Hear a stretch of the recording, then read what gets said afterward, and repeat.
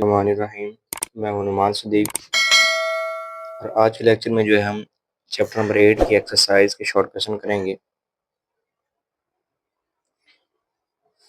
Last lecture में हमने जो है पहले 5 क्वेश्चन कर लिए थे। नेक्स्ट क्वेश्चन है कि थर्ड पीरियड से बिलोंग करने वाला कौन सा ऐसा एलिमेंट है कि जिसका मैक्सिमम एटॉमिक रेडियस होगा और मिनिमम एटॉमिक रेडियस होगा। यानी दो एलिमेंट के नाम बताने हैं जिसका एटॉमिक रेडियस मैक्सिमम हो और मिनिमम हो।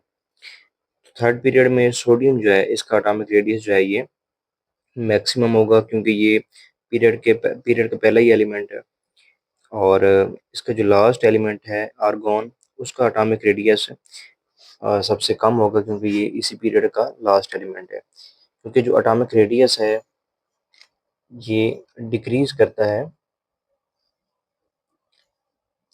Decrease in period. Left right अगर हम जाएंगे तो ये डिक्रीज होता है। तो सोडियम चूंकि पहला एलिमेंट है इसका एटॉमिक रेडियस मैक्सिमम होगा, और आर्गॉन क्योंकि इसी पीरियड का लास्ट एलिमेंट है तो उसका जो एटॉमिक रेडियस है वो मिनिमम होगा। नेक्स्ट क्वेश्चन है why are most electronegative elements lie in sixth and seventh period. छठे और सातवें पीरियड के जो एलिमेंट हैं वो इलेक्ट्रोनेगेटिव एलिमेंट क्यों हैं, या इलेक्ट्रोनेगेटिव एलिमेंट छठे और सातवें पीरियड में क्यों आते हैं। Because electronegativity increase left right in a period. Electronegativity का जो ट्रेंड है वो पीरियड में लेफ्ट राइट जो है वो इंक्रीज करता है यानी बढ़ता है। तो this trend is due to increase nuclear charge and small size across period. चूंकि पीरियड में लेफ्ट राइट जो है न्यूक्लियर चार्ज बढ़ता है और साइज जो है वो भी स्मॉल हो जाता है, तो इस वजह से जो फोर्स ऑफ अट्रैक्शन होती है वो बढ़ जाती है। और इसीलिए जो जो जैसे जैसे पीरियड में लेफ्ट राइट जाते जाएंगे जो एटॉमिक रेडियस होगा, सॉरी, जो इलेक्ट्रोनेगेटिविटी होगी वो बढ़ती है, इंक्रीज करती है। तो इसीलिए जो मोस्ट इलेक्ट्रोनेगेटिव एलिमेंट है वो छठे और सातवें पीरियड में आते हैं। नेक्स्ट क्वेश्चन है first ionisation energy value of magnesium less than second ionisation energy value. Magnesium जो है इसकी सेकंड एनर्जी की आयोनाइजेशन एनर्जी की वैल्यू है वो लार्जर है, और लेकिन फर्स्ट वाली जो है वो कम है, स्मॉलर वैल्यू है। इसकी क्या रीज़न है। मैग्नीशियम का एटॉमिक नंबर 12 होता है और इसका जो लास्ट शेल है वैलेंस शेल उसके अंदर 2 इलेक्ट्रॉन होते हैं, यानी एस सब शेल के अंदर 2 इलेक्ट्रॉन होते हैं। अब ये जो कि मेटल है फर्स्टली एक इलेक्ट्रॉन को लूज करेगा और इसके लिए जो वैल्यू होगी वो 737 किलो जूल पर मोल होगी। सेकेंडली जब ये केटाइन की फॉर्म में होगा यानी इसके ऊपर ऑलरेडी पॉजिटिव चार्ज है, तो जब ये अपना दूसरा इलेक्ट्रॉन लूज करेगा तो उसके ऊपर 2 प्लस चार्ज आएगा, लेकिन एनर्जी की जो वैल्यू है वो होगी डेल एच 1450 किलो जूल पर मोल, यानी ये ऑलमोस्ट 2 गुना हो जाएगी पहले वाली का।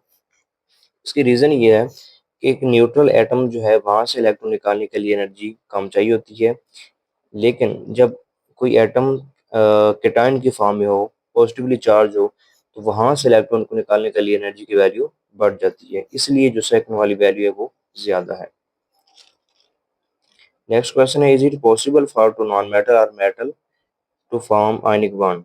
क्या सिर्फ दो नॉन मेटल के दरमियान आयनिक बॉन्ड बन सकता है या सिर्फ दो मेटल के दरमियान आयनिक बॉन्ड बन सकता है। तो इसका आंसर है नो, यानी सिर्फ दो नॉन मेटल के दरमियान या सिर्फ दो मेटल के दरमियान आयनिक बॉन्ड नहीं बनेगा। आयनिक बॉन्ड तब बनेगा, ionic bond is only formed when a metal completely transfer its electron to non metal, यानी एक मेटल अपने इलेक्ट्रॉन को नॉन मेटल को ट्रांसफर करे, तो तब जो है इनके दरमियान आयनिक बॉन्ड बनेगा, जिसकी एग्जांपल है NaCl।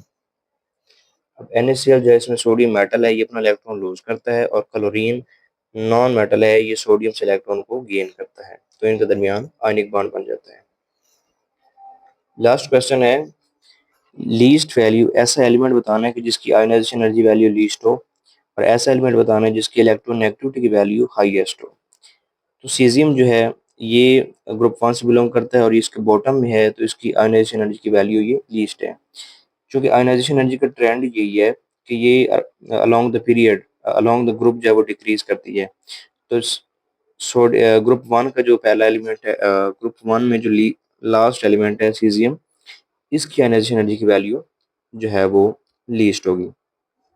और हाईएस्ट इलेक्ट्रोनेगेटिविटी, अब इलेक्ट्रोनेगेटिविटी जो है अलोंग द पीरियड इंक्रीज करती है और अलोंग द ग्रुप डिक्रीज करती है। फ्लोरीन जो है ये ग्रुप 70 से बिलोंग करता है और टॉप पे होता है, इसकी पहला एलिमेंट है। तो फ्लोरीन जो है most electronegative element in the periodic table और इसकी जो वैल्यू होती है वो ऑलमोस्ट 4.0 होती है।